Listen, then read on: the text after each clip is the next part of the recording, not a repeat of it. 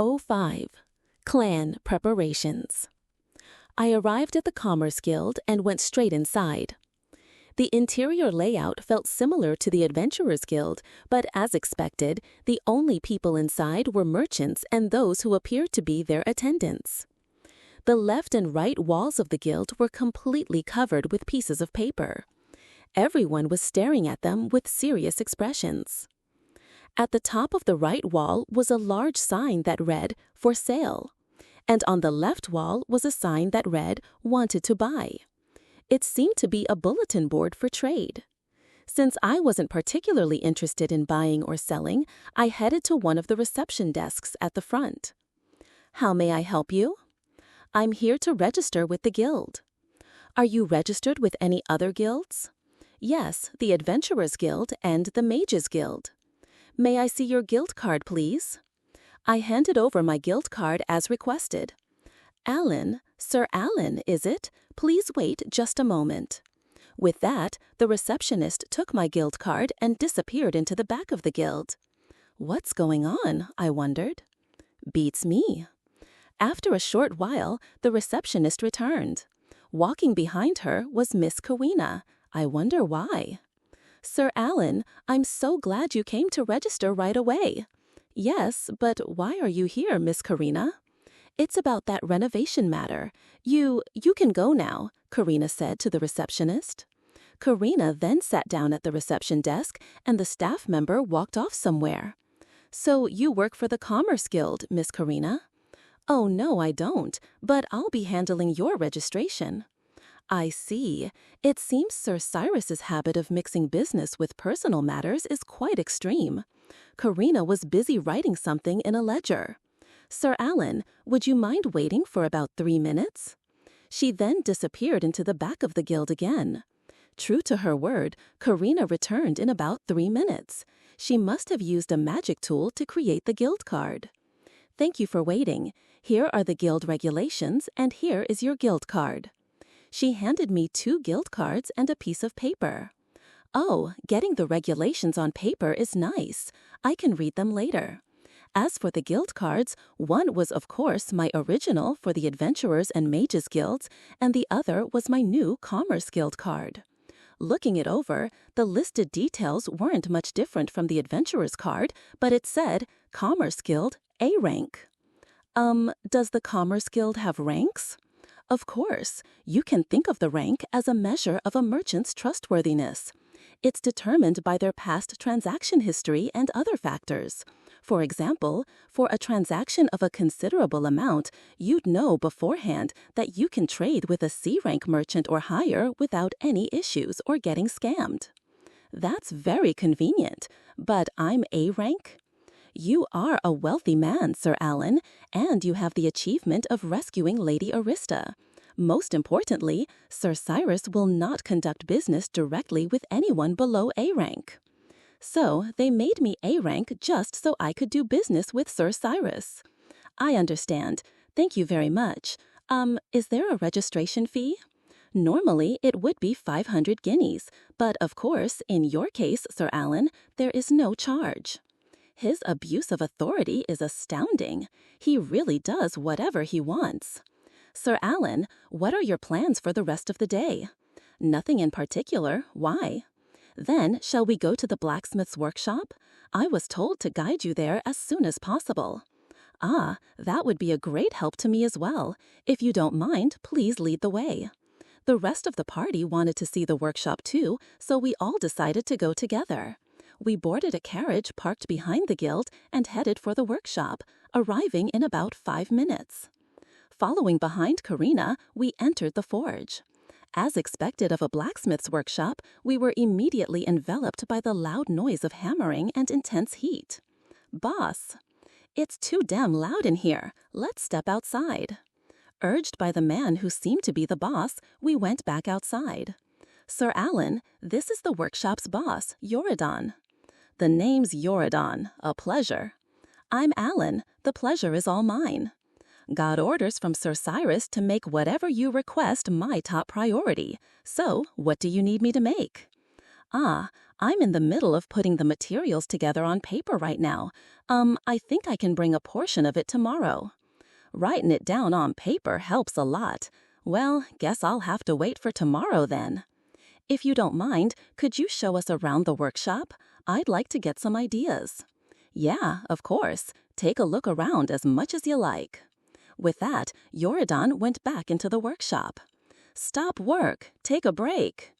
At Yoridon's loud shout, the nearly 30 craftsmen in the workshop stopped their work all at once, and it became quiet enough to talk normally. Of course, I had already given Iris permission to monitor. Yoridon and I slowly toured the workshop. Captain, please confirm if they handle copper plates. Yoridon, can you work with copper plates? Copper? Yeah, of course. We use copper plates a lot. They're way easier to handle than iron. There shouldn't be a blacksmith out there who can't work with copper. I see. What are you making here? As we passed by one of the craftsmen, I saw him making something that looked like a thin chain. Ah, that's a chain for slaves, commissioned by the mines. Interesting. This might be useful for hunting bandits. What will the finished product look like? Ah, we've got a finished one over here. The finished product he showed me was like a pair of manacles. The rings for restraining the wrists seemed to be fastened with bolts. For manacles, the chain was rather long, about 50 centimeters. Can't you turn this by hand? I asked, pointing at the bolt. Of course not. What would be the point if you could?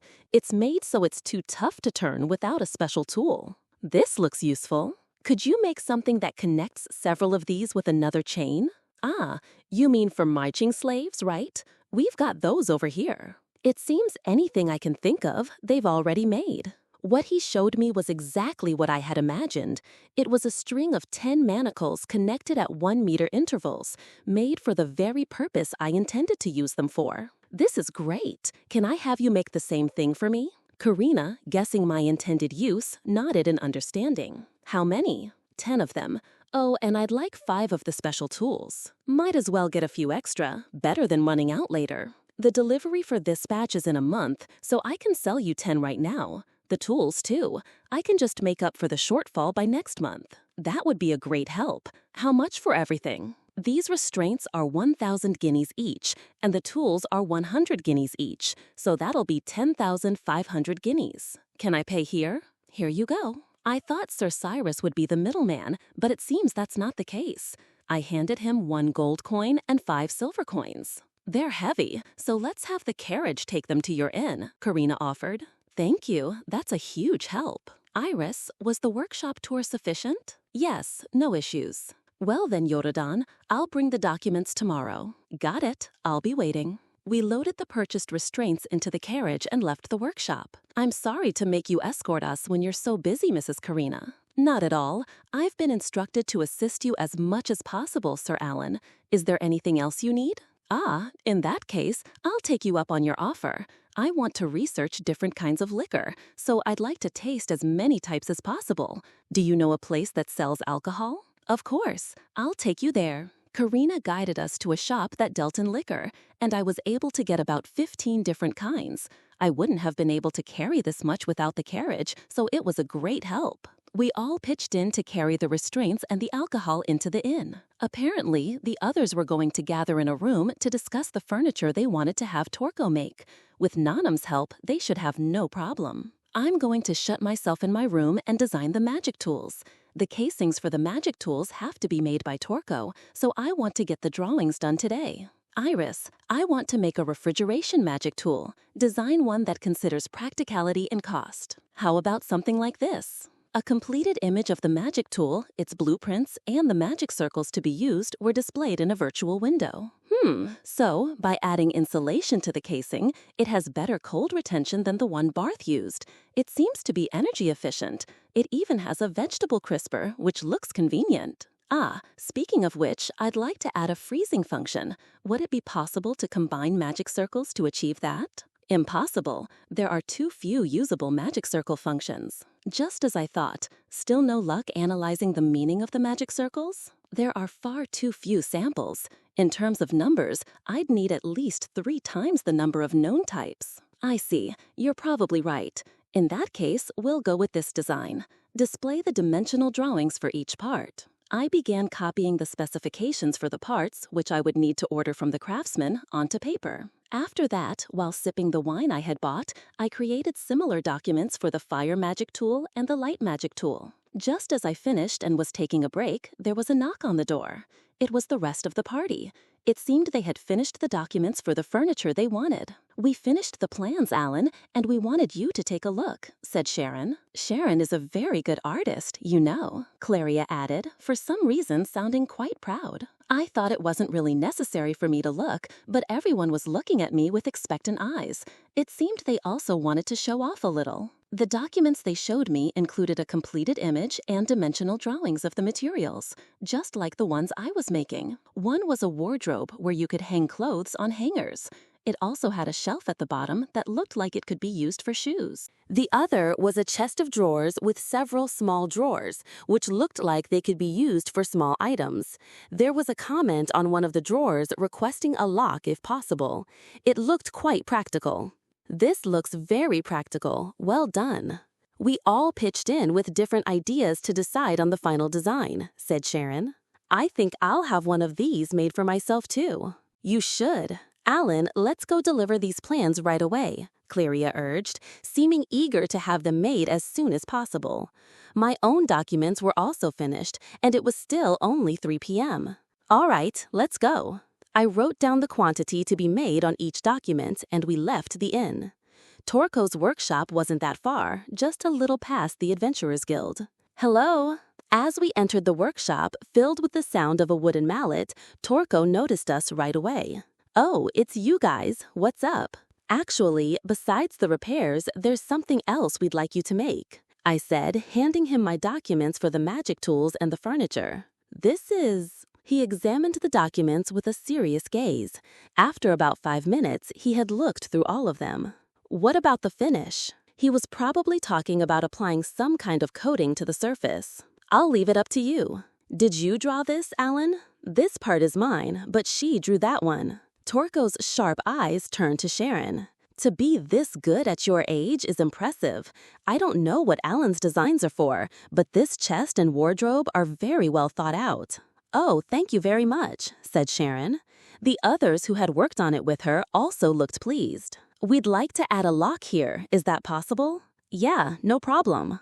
"How much will it cost? By the way, the deadline for this set of documents is 15 days from now, and for this set, 20 days. The magic tools needed to be done sooner since there was work I had to do on them as well. With plans this solid, the building part is easy. I can make the deadlines." Torko laid out each document on his workbench and smoothly listed the price for each one. It seemed he had already estimated the cost when he first looked at them. Refrigeration magic tool, 2,000 guineas, 4 units. Fire magic tool, 500 guineas, 5 units. Light magic tool, 100 guineas, 50 units. Wardrobe, 700 guineas, 5 units. Chest of drawers, 1,000 guineas, 5 units. The grand total was 25,000 guineas.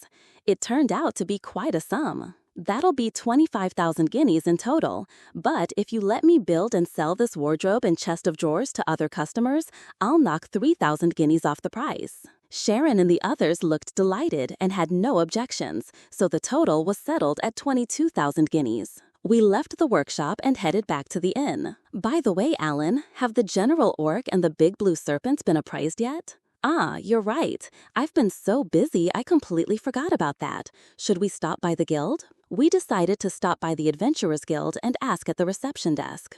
Unlike in the morning, the guild was sparse with people. "How may I help you?" "We're the B-rank party Shining Star. About the other day..." "Ah, yes, I've been informed. I'll go get someone now, so please wait a moment." With that, the receptionist disappeared into the back of the guild.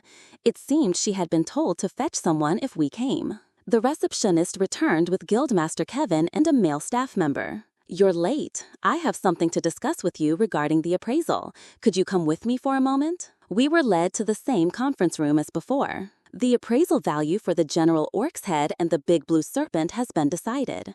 The General Orc is 210,000 guineas, the Serpent's meat is 38,000 guineas, and its hide is 105,000 guineas. The total was 353,000 guineas. That's quite an amount. Still, it's surprising that someone would pay so much for the head of that hideous orc. No, the guild must be taking a considerable cut, so the selling price is probably even higher. Unbelievable. I see. Understood. You're not surprised. Normally, people would be shocked to hear this amount. Oh, I am surprised. I'm shocked that someone would pay so much for an orc's head. To be honest, it's almost unbelievable. That's not what I meant. Oh, well, you. At Kevin's instruction, the male staff member handed over the money. I counted it as a matter of courtesy. I have received the payment. I appreciate you selling these to the guild. Your contribution will be duly noted. Thank you. We appreciate it. An attendant guided us out of the conference room. That was quite a sum. It was more than quite a sum. Your sense of money is skewed, Alan. For a commoner, that's a small fortune. Yeah, I get that. On the way back to the inn from the guild, we saw a group of about 5 men loitering around, letting out vulgar laughs. Just as we were about to pass them, one of the men jumped out in front of us. Hey, you've got quite a few fine women with you. How about sharing one? He reeked of alcohol, so he was probably quite drunk. Piss off, I said, trying to walk past, but he grabbed my shoulder. Hey, don't just ignore me. I'm asking nicely here. Are you trying to pick a fight? Because if you are, you've got one. There was no doubt he was picking a fight, but this line felt like a classic, a sort of stylistic tradition. Take your hands off him! Selena, while saying this, grabbed the man's wrist on my shoulder, swept his legs out from under him, and sent him crashing to the ground. Ow! What the hell, you bitch? That's what you get for keeping your filthy hands on Alan's shoulder. Selena was also doing a fair bit of instigating. Hey, what's this, a squabble? The man's 4 companions approached us as they spoke. Yeah, this guy tried to pick a fight, so we just helped him take a little tumble. Oh, you poor thing. Looks like you've broken a bone. Hey, how are you going to pay for this? So you're picking a fight too? This is getting tedious. Why don't you just come at me already? Ooh, aren't you feisty? There are 5 of us guys, you know. You sure about this? I'm telling you to come at me. Alan, please let me handle this. There's no need for you to get involved. I alone am more than enough, Selena said. Selena, if it's a fight picked with Alan, I want in too, added Sharon. Fine. Hey, this is a fight picked with me. You two, stand back. Alan, you stand back. Ah, got it. Damn, I instinctively backed down from their intensity. Well, I guess the 2 of them will be fine. Alan, you have to stop them, Claria cried. It's all right. When it comes to a brawl, those 2 are stronger than me. What? Really? Selena and Sharon's combat levels were both over 90. The combat level is a numerical value that represents proficiency in the imperial martial art, Imperial Arts. A level of 90 or higher is enough to qualify as an instructor. They must have gone through hellish training against the ship's training bots. Imperial Arts is a martial art that the Empire has honed over thousands of years. There was no way 2 of its practitioners would lose to 5 drunkards. Come on, hurry up and attack, said Selena. Hey, don't think we'll go easy on you just because you're women. Don't. This is getting boring. Saying that, Sharon quickly closed the distance to the nearest man and slammed her fist into his solar plexus. That's cheating. Selena, echoing the sentiment, rushed another man. She twisted the wrist of his raised arm, and as he buckled in pain, she brought her knee up to smash into his head. Sharon saw the next man standing there in a daze, casually approached him, and landed a right hook to his jaw. Then she met another man who was approaching with a spinning kick to the face. Selena casually walked up to the last man, who had been just standing there watching his friends get taken down one by one, and delivered a front kick to his solar plexus. As expected, all of them were knocked out in a single blow. Amazing! Exclaimed Claria. That was a cheap shot, Sharon, not fair. Well, they weren't attacking, and I got tired of waiting. I noticed that a crowd had gathered, drawn by the commotion. You two, thanks. Sorry you had to go to the trouble for me. No, it was a matter of course, said Selena. Added Sharon. It was nothing. Let's move them to the side of the road so they're not blocking the way. We all worked together to move the men to a spot where they wouldn't be in the way. All right, let's head back to the inn. It should be just about time for dinner when we get back. Yes, Alan. On the way back to the inn, Claria kept praising Selena and Sharon, calling them amazing. She asked them to teach her Imperial arts and secured a promise that they would teach her along with Elna. Later, as we were drinking tea after dinner, Claria suddenly spoke up. Alan, I've been thinking, instead of starting the bandit hunts right away, I'd like for all of us to spend some time training in magic, swordsmanship, and martial arts. I mean, combat arts. Ah, that sounds like a good idea. What does everyone else think? I'd also like to practice more with my sword and magic, said Sharon. Me too, added Selena. If possible, I would as well, said Elna. Then there's no problem at all. I have a feeling the business with the liquor and preparing the magic tools for the home base is going to take a lot of work anyway, so this might be perfect timing. After some discussion, it was decided that the rest of the group and I would act separately for a while. The girls' training would focus on magic practice, so in the mornings, they would head to the nearby Great Forest to hunt greyhounds for practice. I was initially against them going without me, but they insisted that they needed moving targets to practice on, so I reluctantly agreed. In the afternoons, they would alternate between swordsmanship and martial arts training. They could probably use the open space in front of the home base for that. As for me, I needed to prepare the documents for the workshop to take with me tomorrow. I wouldn't be able to finish everything, but I wanted to get to a good stopping point. Iris, did the workshop seem adequate? Yes, no problems. The designs we created the other day should be fine. All right, then display the summarized documents for paper on this sheet. I began to trace the red lines displayed virtually on the paper.